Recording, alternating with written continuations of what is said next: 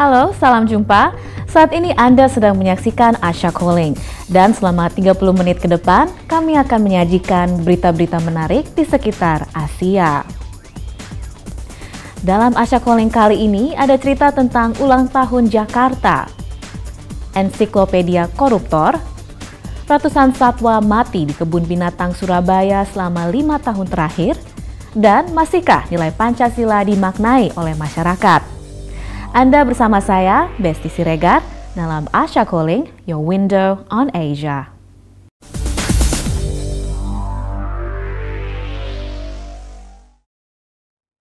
Sejumlah hewan di kebun binatang Surabaya kembali ditemukan mati. Tahun 2012 ini sudah ada jerapah, banteng, dan kambing gunung yang mati mengenaskan. Kematian ini diduga dampak dari konflik internal pengelola dan pemerintah kota Surabaya. Benarkah demikian? Simak laporan tim Tempo TV berikut ini.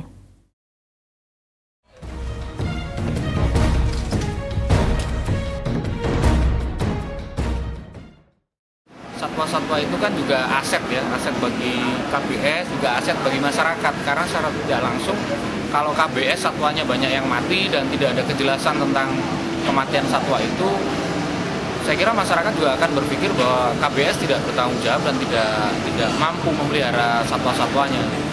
Saya kira itu. Jadi yang terpenting KBS juga harus secepatnya melakukan semacam rilis itu, pemberitahuan kepada masyarakat. Keluhan Toto bisa jadi wujud dari keresahan masyarakat kota Surabaya, Jawa Timur atas kematian satwa di kebun binatang Surabaya yang misterius. Di akhir tahun 2011, seekor buaya dan komodo mati mengenaskan dengan luka lebam. Nah, kes buaya ini termasuk dalam kategori tua, karena sudah di atas 60 tahun. Itu kita sadari tua. Dan di samping tua, pasti juga ada dipicu penyakit. Biasa kalau udah tua kan banyak penyakit gitu ya. Nah ini yang kita mau tahu penyakitnya apa gitu loh. Yang memicu dia kematian. Tapi kalau tua kan sudah berarti sudah di atas 60 tahun sesuai dengan data rekod di atas itu ya memang sudah termasuk kategori tua. Banyak warga yang tidak percaya penyebab kematian satwa di kebun binatang Surabaya karena faktor usia. Bulan Januari 2012, seekor celeng goteng ditemukan mati.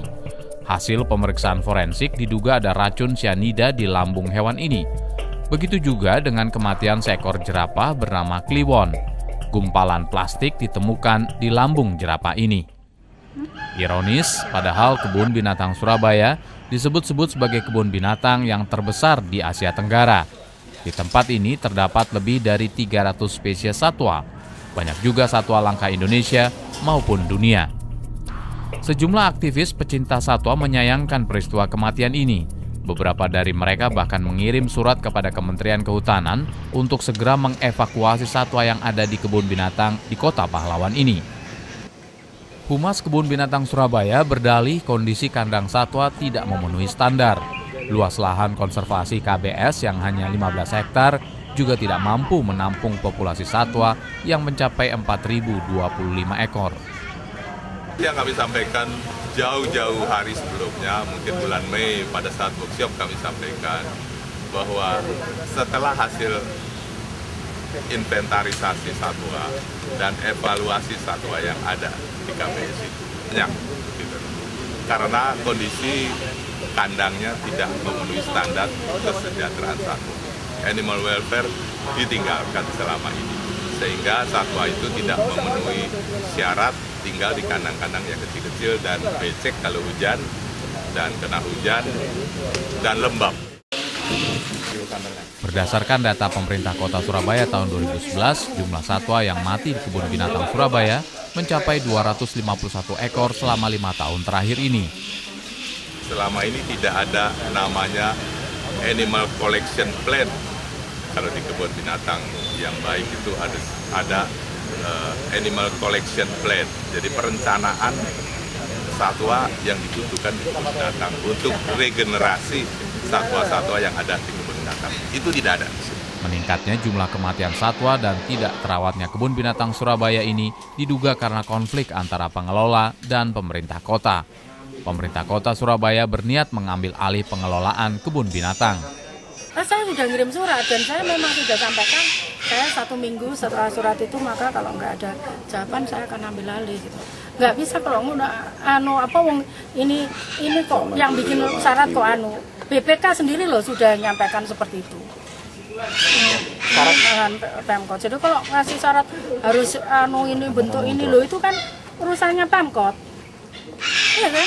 Bukan urusannya siapapun. Dan itu memang ada undang-undangnya. Saling rebut pengelolaan kebun binatang Surabaya seolah mengesampingkan nasib satwa yang ada di dalam.